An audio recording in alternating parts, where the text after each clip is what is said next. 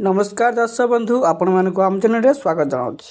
दर्शक बंधु ओडिशा सरकार घोषणा कर समस्त वृद्ध विधवा एक भिन्नक्षम व्यक्ति मानक आसला बहुत बड़ा खुशी खबर से मिलू जाऊँगी 3000 टंका भत्ता।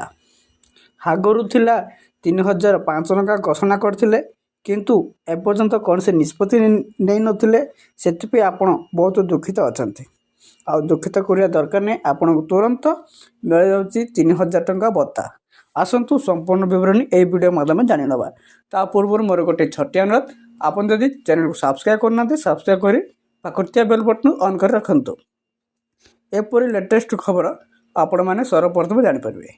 आपन क्यों दूर देखुं ताहा निश्चित भाव जनातु। चलतु आ डेरी नक वीडियोटी आरंभ करवा। दर्शक बंधु मान्यवर पूर्वतन मुख्यमंत्री नवीन पट्टनायक थिला बेले 1000 टंका समस्त वृद्ध विधवा वृद्ध एक भिन्नक्षम व्यक्ति मानक मिलूला 1200 टंका एवं 1000 टंका।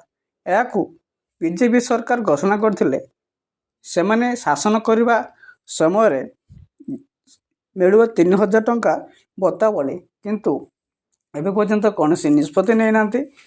एबे वर्तमान सुधा जो मानक 80 वर्ष अधिक होती से 3500 टंका भत्ता जो मैंने 80% एक भिन्नक्षम व्यक्ति होते से 3500 टंका मिल जाऊँगी।